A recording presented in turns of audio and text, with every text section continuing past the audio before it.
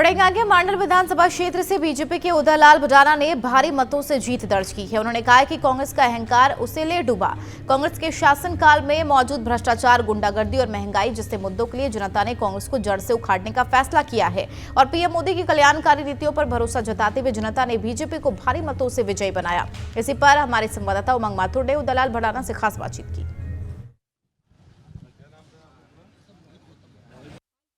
राजस्थान विधानसभा चुनावों के परिणाम घोषित हो चुके हैं और अब जो चर्चा पूरे देश में और विशेष तौर पे राजस्थान में चल रही है वो सीएम फेस को लेकर चल रही है। मीटिंगों के दौर लगातार जारी है, लेकिन कई जो प्रत्याशी हैं जिनकी प्रमुख भूमिका रही राजस्थान में बीजेपी को विजयी दिलाने में, उनमें से एक हमारे साथ में मांडल भीलवाड़ा से उदयलाल जी, जो रामलाल जाट को जो शिकस्त देकर आए हैं। उदयलाल जी, कैसा रहा जीत का ये सफ़र?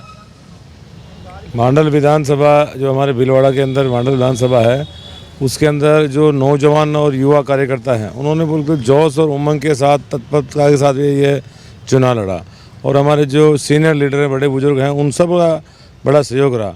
और मांडल विधानसभा क्षेत्र की एक आम जनता अपने आप में, हर आदमी उदयलाल भडाना बन के चुनाव लड़ रही थी। और कांग्रेस की जो भ्रष्टाचारी सरकार थी, पिछले 5 साल में उन्होंने जो सनातन पर चोट करने का काम किया, उस चोट का बदला लिया। और जो उन्होंने अहंकार, अत्याचार लड़ाने का, बजरी माफी, जो गुंडागर्दी की, उसको उखाड़ फेंकने का निर्णय किया। और मोदी जी की जो कल्याणकारी नीतियां, उनको हम धरातल पर लेके गए, लोगों को समझाया, उन लोगों को उसका फ़ायदा भी पहुंचाया। सारे मोदी जी के जो नीतियों के बारे में बताया। मोदी जी पे विश्वास करके जनता ने बीजेपी को वोट दिया है। केवल कमल का फूल और मोदी जी को देख के उन्होंने वोट दिया। आपके विधानसभा क्षेत्र की अगर बात करें, भीलवाड़ा में वो आता है, तो आपके विधानसभा क्षेत्र में क्या कुछ वो प्रमुख समस्याएँ थीं जिन्हें अब आप जीत कर दूर करेंगे? समस्याएं, बहुत सारी समस्याएं हैं और सोल्व है नहीं। अभी जैसे हमारे देवगढ़ से हरिपुरा चौराहे एक जो हाईवे है, वो पहले कभी वीपी सिंह की जो पूर्व प्रधानमंत्री थे, उनका ससुराल था, वो रेलवे लाइन थी, उसको स्टेट रोड बना दिया। जो आए दिन बहुत एक्सीडेंट होते हैं, उसको हमारी पहली मांग ये रहेगी कि हम उसको 4 लेन में तब्दील करें, जिससे क्या बीच में बैरिकेड वो लग जाए, डिवाइडर, जिससे लोगों के एक्सीडेंट नहीं और मरे नहीं। करेड़ा के अंदर हम गर्ल्स कॉलेज खुलवाने के प्रयास रहते हैं। मांडल जो हमारा बड़ा हेडक्वार्टर है, वहाँ बॉयज़ कॉलेज खुलाने की कोशिश करेंगे। और एक जो हमारे मांडल विधानसभा क्षेत्र में जो ये टाइल्स उद्योग है, उसका रॉ मटेरियल, कच्चा मटेरियल 99% हमारे वहीं से जाता है। जो उसको फेल्सपार, क्वार्ट्स जो बोलते हैं, वो हमारी विधानसभा से ही निकलता है, जो मोरबी में जाता है। अगर भाजपा की हम जो सरकार बनने की, उनसे हम निवेदन करेंगे कि ये टाइल्स उद्योग यहाँ मांडल में स्थापित करें। गैस पाइपलाइन जो हमारे वहाँ आ चुकी है भीलवाड़ा में, उसको एक लाइन यहाँ डालें। टाइल्स उद्योग अगर लगता है तो ट्रांसपोर्टेशन का खर्चा बचेगा, उसकी 2 पैसे की बचत होगी। और मांडल विधानसभा के जो नौजवान, हज़ारों की संख्या में लोग गुजरात में प्रवासी वहाँ व्यापार कर रहे हैं, उनको एक रोज़गार मिलेगा और अपना काम धंधा बढ़ेगा। अभी हमने प्रचार के दौरान वहाँ गुजरात गए थे, 3 दिन हमने वहाँ प्रचार किया। वहाँ से करीब 20 से 25 हज़ार लोग केवल वोट देने के लिए आए। ऐसे आए जैसे कि वो उत्साह दीपावली की तरह, एक त्यौहार की तरह, शादी ब्याह की तरह आते हैं।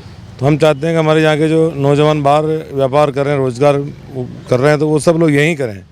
बहुत सारी समस्याएं हैं। और राजस्व मंत्री रामलाल जाट ने हज़ारों बीघा ज़मीन को बेचने का काम किया। कब्जा किसी और का, अलॉटमेंट किसी और को कर दी, कब्जा किसी और का, किसी रिश्तेदार को कर दी। जो भ्रष्टाचार किया करीब 20,000 करोड़ रुपये का। और बजरी जो है, बजरी उसमें कोई पर्ची, राजस्व की पर्ची नहीं कटती थी, रवन्ने की कच्ची पर्चियों में एक ट्रैक्टर का 1,000 रुपये लेके 1500 तो डंपर और 5,000 ट्रैक्टर पर डे वो हमारे बनास और कोठारी से निकाल के रॉयल्टी वसूलते हैं।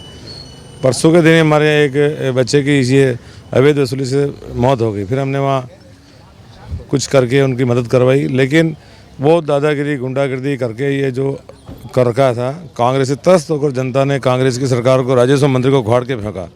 ज़मीनें ऐसे बेची उन्होंने जैसे कि अपना कोई प्लॉट होता है, उसको सही पत्री लेके बेच देते हैं। चारागार बिला नाम को हज़ारों बीघा ज़मीन को उन्होंने बेच के, तो जनता ने कहा भाई हमारी गौ माता कहाँ चलेगी, इसलिए उसको उखाड़ के फेंक दिया।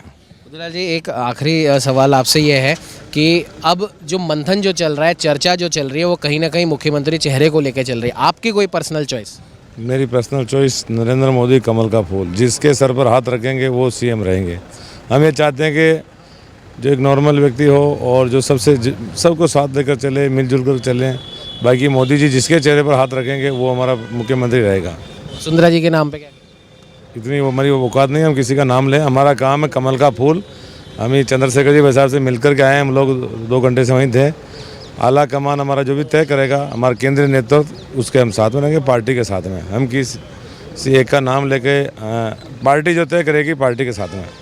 इतने हमारे साथ उदयलाल जी, इनका साफ तौर पर कहना है कि मांडल भीलवाड़ा में रामलाल जाट ने जिस प्रकार से भ्रष्टाचार की राजनीति वहां पर कर रखी थी, उस राजनीति से त्रस्त होकर जनता ने इन्हें जिताया है और अब जो भी समस्याएं इनके विधानसभा क्षेत्र में थी उन तमाम समस्याओं को ये दूर करेंगे। और मुख्यमंत्री के सवाल पर इन्होंने साफ तौर पर ये कह दिया कि पार्टी आलाकमान जो तय करेगी उसके साथ उसके नेतृत्व में ही हम काम करेंगे और हमारे विधानसभा क्षेत्र में विकास की एक नई बयार बहाएंगे।